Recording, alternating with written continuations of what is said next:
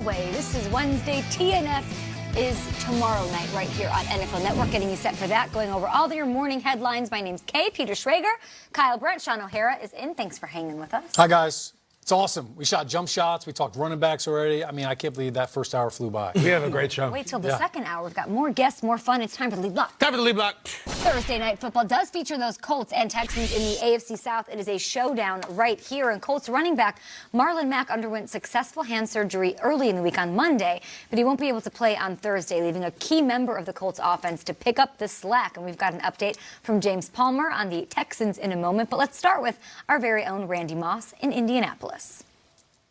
Thanks, Kay.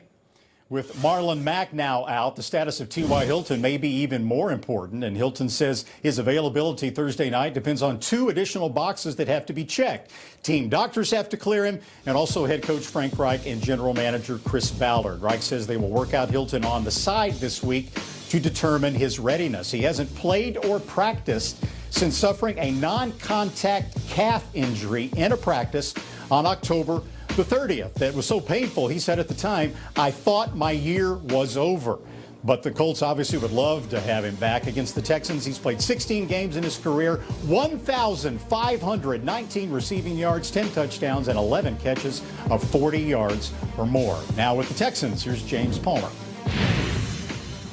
Well, thanks, Randy. All eyes will be on Deshaun Watson Thursday night and how he responds to the blowout loss him and the Texans suffered on the road to the Baltimore Ravens on a short week from last Sunday. Now, it's never happened to Watson before in his NFL career. The most points he's ever lost a regular season game by was 8. Now, Tim Kelly, their offensive coordinator, told me what makes Watson a great player, his ability to turn the page, whether it's from a bad play or a bad week. Now, Watson told me that started back in high school with his high school coach, Michael Perry, who told him the phrase, snap and clear. It's always just moving on, and as Bill O'Brien told him now, he's just as good as his last play. Now, O'Brien and Watson were also talking the last couple of days, and O'Brien's message to Watson was this: you're still young in your NFL career. You haven't seen everything that defenses can throw at you.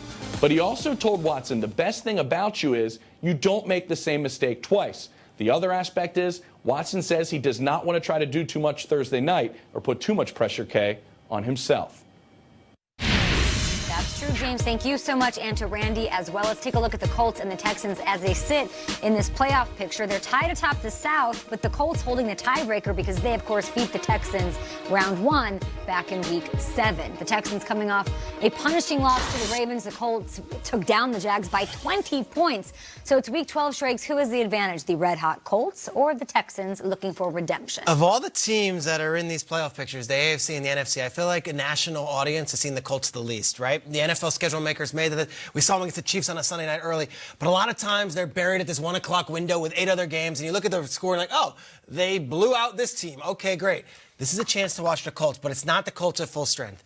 They might be without their top 3 wide receivers, their starting strong safety, their leading rusher, 2 of their top 3 corners, and a lot of depth guys, and yet I still say mental edge, everything into this game. The Colts have absolutely owned the Texans with Jacoby Brissett as their starter. That's 3 games, and he also beat the Texans as a New England Patriot.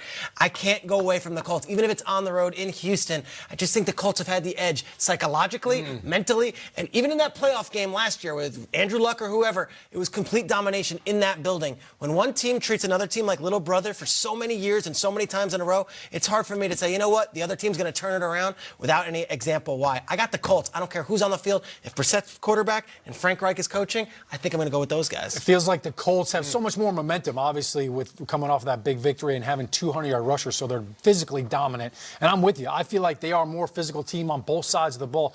But this Houston Texans team, there's something about them that makes you say, man, offensively, if Deshaun Watson is healthy and this ankle is not bothering him at all in this game, he and DeAndre Hopkins can just get hot. And I think that could be something that the Jacoby Brissett and the Colts would struggle with. If all of a sudden Deshaun Watson makes a couple big throws early in this game and they have to get away from that ground and pound that the Colts want to use, I think this game could kind of turn differently. Well, they use that ground and pound all the time, though. They're the 4th best rushing team. A lot of that, Quentin Nelson, you can speak to that in that offensive line. On the other side, you don't have Jadeveon Clowney. He's busy making plays for Seattle. J.J. Watt, he isn't out there. So I expect this team to continue rushing. I love that you're not worried. Marlon Mack, have you you hear the fact that they're the 4th in the NFL in rushing, you're worried they lose the guy when they're averaging 141 point something yards on the ground every game. That said, Jonathan Williams steps in there. No Jordan Wilkins. He has a 100 yards on the ground. It's Quentin Nelson and those guys up front. Your favorite guy. Absolutely. Making it happen for this team. They're going to be okay, I think, in this one. Sean, Big Q Nasty going into this one. Can you have any running back, or does it have to be somebody special? What do you think? Is it that good? It's Big Q. Yeah, Quentin Nelson that good. I think the point is Marlon Mack is out, and who cares because the line is that good? Or maybe that's underestimating Marlon Mack. I think they are pretty good, but I also think this Texans defense is better than people give credit for. And I think Romeo Cornell is going to test them and say, look, it's not just about, hey, can Williams step in and be a great running back? We're going to test his pass blocking ability. On third down, we're going to bring some blitzes. We're going to make you pass protect. We're going to get after Jacoby Brissett. You mentioned not having J.J. I think the Watt. Ravens just scored again on the Texans. So your answer to that is what? Because last week they didn't show up in a big game, that defense. Yeah, and I think that defense, when they go into halftime, they were down 34-0, I think, at halftime. So the second half, it was like, look, let's just get out of here clean. Like, I'm not diving in front of anybody. I'm not running in front of the match. We lost. Get on the bus. I think that's a wrap. Let's go. Let's lick our wounds. There's something bigger at play for the Texans defense. And, there's so many hardworking people in this industry who keep track of injuries and injury updates. The biggest injury updates of my life, like the story, is will Gronk be ready for the Super Bowl? Will Dwight Freeney be ready for the Super Bowl? Will Frank Dukes be ready for the Kumite against Chong Lee? And will T.Y. Hilton be ready for the Texans Week 12 of 2019? There's always this story about someday there's going to be a player owner. Maybe LeBron will own the Lakers and play. We already have it. T.Y. Hilton is an owner of the Houston Texans, and if the Houston Texans have a problem with me saying something, do something about it. You've had about 30 shots. I'll go on a deeper dive in this on game day, but I don't know if there's a player in any sport who owns a rival team more than T.Y. Hilton owns the Texans. Every game, he gets a touchdown or 100 yards, if not both. So I think it looms huge that we're talking and hearing from Randy about game time decision for a calf, a guy who doesn't miss games. I'm telling you, if T.Y. Hilton plays, he will dominate them, and the Colts will win. If he's out, that is a massive victory for the Texans. It's like playing the Celtics without Bird. It's everything. Stay tuned to that. Schrag, Sean, are we underestimating the Texans? Yes. I think you're defending them. I think Schrags and I saw what happened against the Ravens, and now It's tough. That was as a a tough media, move. as a fan base, they're underestimating. Not at all. They're the almost team. Yeah. They're the almost team. And I always feel fine using that phrase because it's Bill O'Brien's phrase about his own team. He's talked to them. We are the almost team. They've been the almost team for 20 years. They're really good. And then the second you say, they got it and Deshaun's got everything, they either get their butts kicked or they look terrible in the playoffs. Until they tell me they're not the almost team, they're the almost team.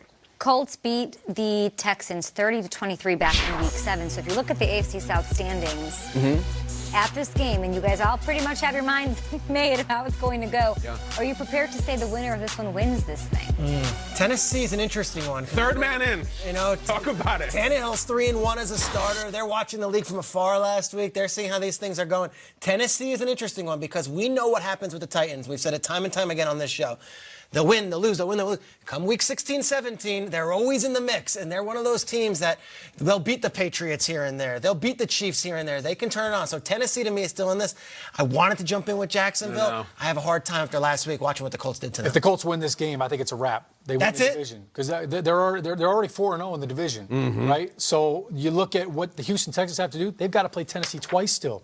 So look, they can lose both of those. Even if they split it, I don't think the Texans can get back into that race. So yeah, if the Colts win, that's it. The division's up. T-shirts and hats. Go ahead and give it to them. Only face one team with a winning record, the Saints. That's it. On the way. Yeah. I do think it's intriguing, and I won't give up on the Colts.